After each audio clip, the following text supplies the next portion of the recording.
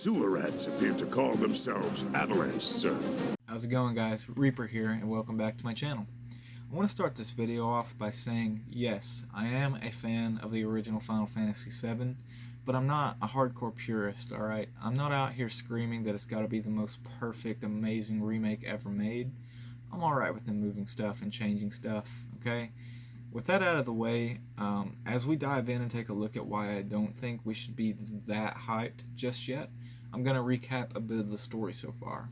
Alright, so it all started back in 2005 when they showed off a tech demo showing what Final Fantasy VII could look like if it had been made and rendered on the PS3 with those current graphics.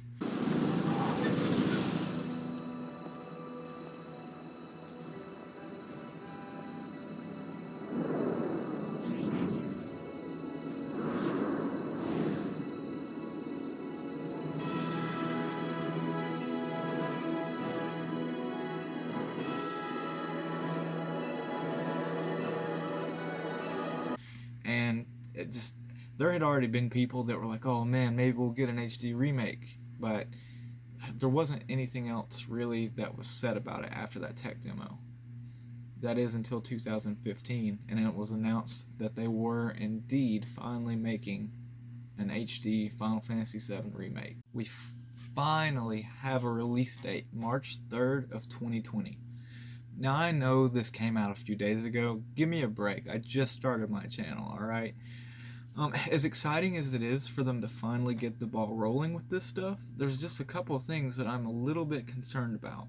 Just in case you hadn't been following along, when it was announced that it was being worked on in 2015, we found out that Square Enix had CyberConnect 2 working on development of the game, which they're known for, like their Dot Hack games, their Naruto games. We know that in 2017 they moved it away from CyberConnect. They decided to move it back in-house and work on it themselves. Naoki Hamaguchi says, I've taken over the development side of the Final Fantasy VII Remake up until now. Development has progressed by receiving external collaboration, but from here on out, with production and quality in mind, we're shifting to our in-house organization. This company decision was made wanting to control quality as well as keeping the schedule stable. Apparently the decision was made after Hamaguchi saw a trailer from CyberConnect, and he decided it needed to be done in more of a Square Enix style. But I have to agree, if you're not happy with the way they're doing things with your own title, bring it back. Do it yourself. I completely agree. At the same time, this is where things started getting a little shaky. Now you may be thinking to yourself, but Reaper, since they moved it back to Square, we finally got our release date. What's the big deal? The first episode is on its way. What are you worried about? We got it in the bag. Well, to that I say, if you look back at a 2015 interview with producer Yoshinori Kitase, a few questions that were being asked by the fans got answered here, and one of the big ones was how many episodes will be issued in order to get the full game. Now here he says, yeah, we do have an idea on the project side in terms of how many installments it may consist of, but unfortunately we cannot share that at the moment. Of course, as we are creating and developing the scenario and the stories, these are things that move in real time. So the plan may change along the way, but that said, we do have a vision for how many installments it will consist of. So fast forward to 2019, 2 years after cutting CyberConnect 2 out of it, on July 11th. In another interview, the same question is asked to a different answer. That answer being that the scope of the second episode is still being planned and it is unclear how many episodes it will be. Now this leads me to believe that CyberConnect and Square had set up some kind of a timeline where they said, look, this is how and when we're going to do each one of these episodes for the series, and then it just got messed up whenever they brought it back into Square. Either that, or more likely, Square never had an idea of when they were going to do this in the first place, and they just didn't want to admit it in the interview. I can't say that I really blame them for that. I mean, think back to 2015. How hyped were you for this? You were just, when's this coming out? I need it now. I mean, I was the same way, alright? But I would say that either scenario can be just as concerning. What happens when the first episode is released and people are amped up and ready for more? With no idea where it's going and no general timeline, when can we expect releases? How long do you think it will be until we get the next installments? From announcement to our expected release date for Part 1 alone is 5 years. Even more scary, take a look at Kingdom Hearts. From the first one to the third one, 17 years. Think about that for a second. To their credit, Tetsuya Nomura did say, "I am well aware of the fact we announced it too early, but even in the industry, word was beginning to spread that we were working on the game, so we just decided not to keep it more secret and officially reveal it." He then goes on to say that Kingdom Hearts 3 was announced too early as well. So based on what we've already dealt with, it could very well be several years before we get the next part of Final Fantasy VII. I very much so hope that I am wrong. I hope that once they get this one out and they've got these core mechanics that they can work with, I hope that they keep that momentum from the first one and it transfers to the second one. They get it rolling out, it transfers to the third one. However many they're going to make, I hope that it does keep up and it keeps going and we don't have to wait nowhere near as long. I'm just going based on what we have already seen in the past. Now, with that being said, they never did say that they wanted this to be an exact frame-for-frame remake, so I kind of understand what's taking so long. I mean, it's basically a reimagining. I keep hearing people say that more and more as this goes on. It's not a remake, it's reimagining. I get that.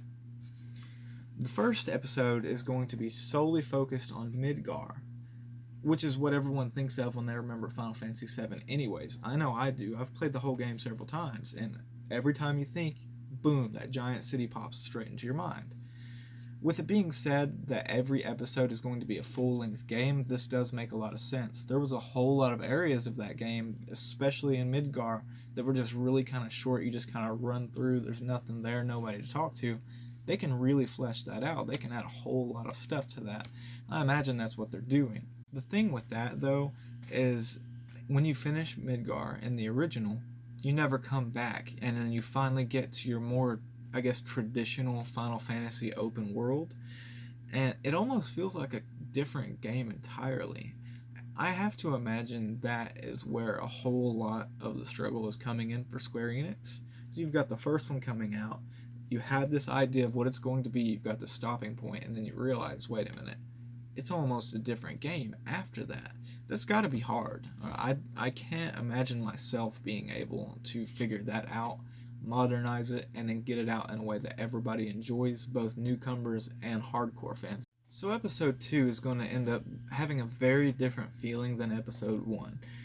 And that starts bringing in all kinds of questions, like how far into the story are we going to take part 2? Where do we cut that off? Midgar was easy. You cut that off right at the end when the stuff crashes down and you have to leave. What about part 2? Where are you going to end that?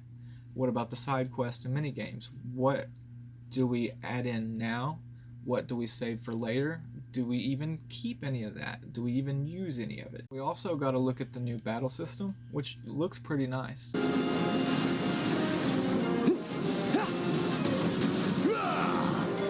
Y'all gotta look at the bigger picture here. Nothing worth fighting for was ever won without sacrifice. Help me!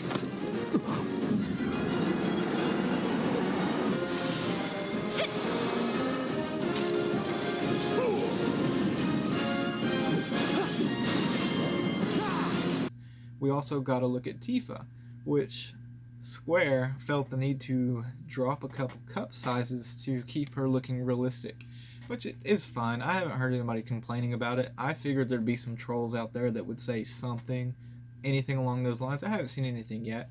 If you do, let me know at me, alright? I want to know. That's hilarious. Now, I'm not saying we can't be excited for this game by any means. I'm not saying that at all, alright? We've been waiting too long for this game not to be excited. All I'm saying is just be cautious, alright? We shouldn't get our hopes too high just because the first part is coming out. We don't know when the rest of it is coming. We don't know what's going to happen. I mean, they could just bomb it and destroy everything, alright? But also not saying that that's what's going to happen, alright? It's just my opinion that after having this game announced as in development for this long, you would have a little bit more done, you know what I mean? Or at least not even done, have an idea of what you're going to do next. Have an idea of even the third installment, what you're going to do there, all right? Although, like I said, at the same time, on the flip side of the coin, I do understand. This is a lot of pressure, all right? There's all these hardcore fans that are just, no, this has to be perfect, this has to be perfect, this is my childhood. I mean, that's toxic in and of itself. So I completely understand their side of it. That is toxic, all right? That's a lot of pressure to put on people. So they feel like they have to make it perfect. We feel like they have to make it perfect. In the end, I'm not saying that they're not going to make a great game, and I'm not saying that they are. I'm only saying be cautious, all right? We've been burned so many times by the gaming industry. You just got to be careful. That's all I'm saying, okay? To Square Enix, by all means, even with all this, take your time, all right? Get us an amazing reimagining of this game that we absolutely love, one of our favorite games of all time. Just, please don't make us wait 17 years. I'm going to continue to follow this story closely, so if you guys are interested, if you want to stay up to date, make sure to subscribe and click the bell button down there. That way you get all of my updates and you guys are right here with me, alright? If you're interested in any of the information I used in making this video, I'm going to put all of my sources in the description box. Also, I'm curious, what's your guys' all-time favorite Final Fantasy game? Is it Tactics? Is it even Dissidia? Let me know in the comments below. I'll get back to you as soon as I can. That's going to be it for me, guys. This has been G.I. Reaper.